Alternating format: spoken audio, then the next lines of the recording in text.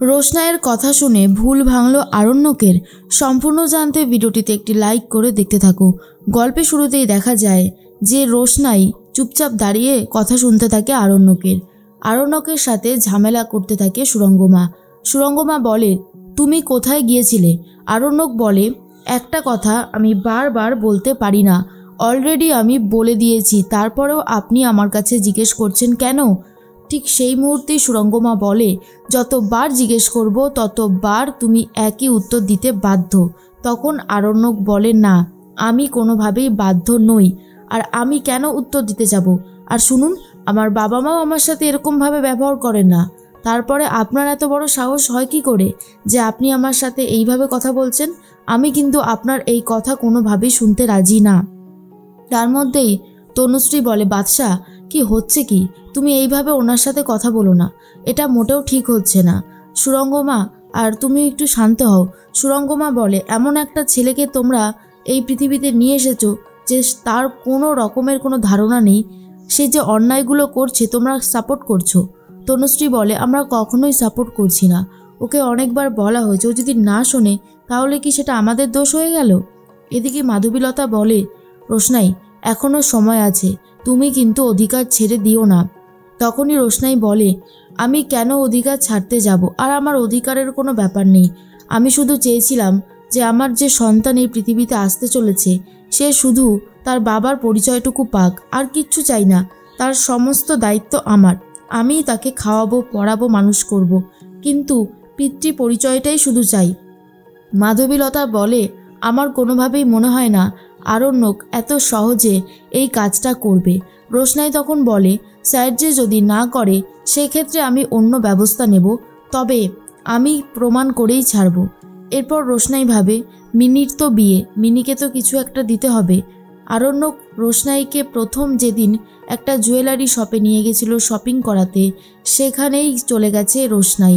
যাওয়ার পর থেকেই পুরনো দিনের কথাগুলো আরও বেশি করে মনে পড়তে থাকে। রোশনাই তখন বলে, কত স্মৃতি যে এই শপটাতে আছে তার ঠিক নেই, সময় তো চলে গেছে, ভালো স্মৃতিগুলো কেমন যেন বিলুপ্ত হয়ে গেছে। এরপর রোশনাইকে জিজ্ঞেস করা হয় সে কি কিনতে এসেছে। রোশনাই বলে, আমাকে ভালো হারের সেট দেখান বিয়েতে দেওয়ার জন্য। তখন রোশনাই ভালো ভালো কিছু জুয়েলারির সেট দেখতে থাকে, আর অন্যদিকে সেই দোকানেই আবার চলে এসেছে আরণ্যক। আরণ্যকেরও মনে পড়ে যায় রোশনাইকে নিয়ে যখন এসেছিল সেই সব কথাগুলো, আর বলে, সত্যি আমার ভাবতেও কেমন যেন অবাক লাগে যে কিছুদিন আগেও রোশনাইয়ের সাথে আমার কত ভালো সম্পর্ক না ছিল, আর এখন যত দিন এগোচ্ছে রোশনাইয়ের সাথে আমার সম্পর্ক খারাপ হয়ে যাচ্ছে। জানি না কতদিন আর এইভাবে থাকতে পারবো। এরপরেই রোশনাই তো জিনিস কিনছে, আরণ্যককে জিজ্ঞেস করা হয় কি নেবে। আরণ্যক ব্রেসলেট দেখতে চায় মিনির জন্য। মিনি চলে যাবে, তাই আরণ্যকের খুব খারাপ লাগছে এখন থেকেই। এরপরেই আরণ্যকের গলা শুনে রোশনাই তো চিনতে পেরে গেছিল। রোশনাই তাকিয়ে দেখে আরণ্যক এসেছে।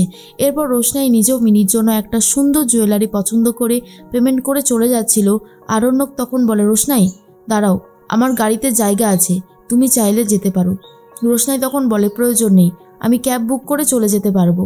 আরণ্যক বলে, হ্যাঁ, তোমার কাছে তো এখন অনেক টাকা পয়সাই হয়ে গেছে, তুমি অনেক কিছুই করতে পারো, অথচ দেখো কি অদ্ভুত না, এই শহরে একদিন আমি তোমাকে এনেছিলাম, আর এখন এই শহরে একা একা চলাফেরা করতে তুমি শিখে গেছো।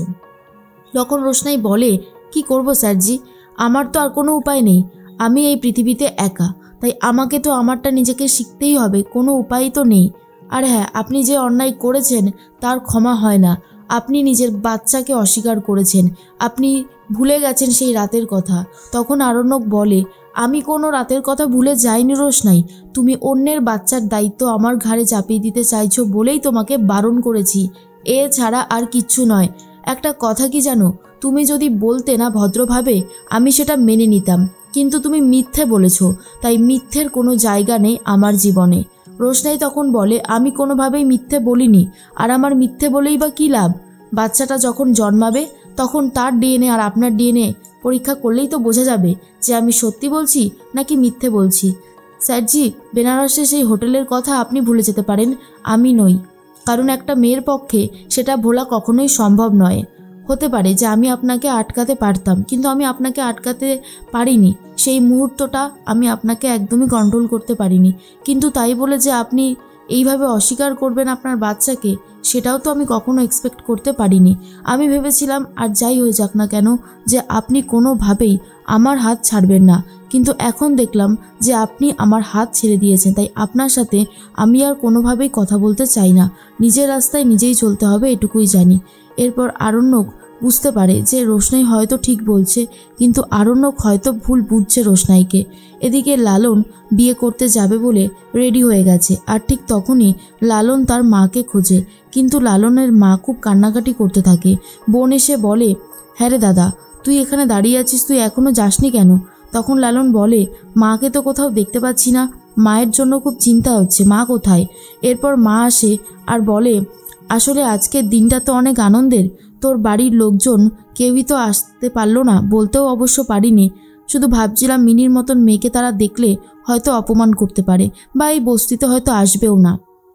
লালন তখন বলে, তো কি হয়েছে, এই বস্তির লোকজন তো আছে আমার সাথে, আমার আর কাউকে চাই না, আর কাউকে কখনো প্রয়োজন পড়বেও না, তাই আমি এদেরকে নিয়েই খুশি। এরপরে লালনের মা বলে, সাবধানে যাস বাবা, আর তাড়াতাড়ি ফিরে আসিস মিনিকে নিয়ে, আমি তোদেরকে বরণ করার জন্য অপেক্ষা করে থাকবো। এদিকে মিনিকে খুব সুন্দর করে সাজিয়ে দিচ্ছে রোশনাই। রোশনাই তখন বলে, মিনি দেখো তো তোমাকে কেমন লাগছে? মিনি তখন বলে, রোশনাই তুই সাজিয়ে দিয়েছিস আর ভালো না লেগে উপায় আছে? এই সোনার হারটা তুই আমার জন্য এনেছিস রোশনাই?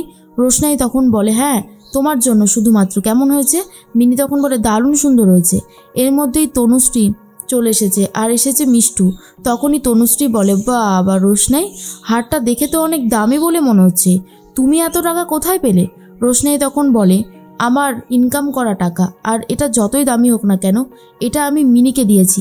মিনি আমার বোনের মতন, তো ওর জন্য তো এটুকু করাই যায়, তাই না? এরপরেই মিষ্টু তখন বলে, সত্যি তোমার যে টাকা পয়সা হয়েছে সেটা বোঝা যাচ্ছে, তুমি একজন রীতিমতো সেলিব্রিটি হয়ে গেছো। আর এটা নিয়েই কথা হতে থাকে। আর ঠিক তখনই আরণ্যক মিনির জন্য একটা সুন্দর ব্রেসলেট নিয়ে এসেছে। তার মধ্যেই চলে এসেছে গরিমা। গরিমা জুয়েলারি বক্সগুলো দেখার পরে বলে, এই দুটো জুয়েলারি বক্স দেখে মনে হচ্ছে একই দোকান থেকে নিয়ে আসা, তার মানে তোমরা প্ল্যানিং করে গিয়েছিলে, তাই তো? এবারে আমি সবটাই বুঝতে পারছি। তখন আরণ্যক বলে, গরিমা তুমি সবসময় একটা জিনিস ধরে নাও কেন বলো তো? আর তার থেকেও বড় কথা, একই দোকান থেকে আনা মানে প্ল্যানিং করে আনা। হ্যাঁ, তুমি এসব কি বলছো? গরিমা তখন বলে, কেন, আমি কিছু ভুল বলেছি বলে তো মনে হয় না, যা বলেছি তা একদম ঠিক কথাই বলেছি। শোনো আরণ্যক, তুমি যে রোশনাইকে এইভাবে নিয়ে যাবে শপিং করাতে, এটা আমি ভাবতেও পারিনি। তখন আরণ্যক আর কথা বাড়াতে চায় না। এর মধ্যেই লালন চলে এসেছে বাড়িতে। আর তখন মিনি বলে, লালন চলে এসেছে, তার মানে আর একটু পরেই আমার বিয়ে শুরু হয়ে যাবে, তাই না রে রোশনাই? রোশনাই তখন বলে, হ্যাঁ চলো তাহলে আমরা যাই। আর এদিকে আরণ্যক আর গরিমার মধ্যে কিন্তু ঝামেলা বাড়তেই থাকে।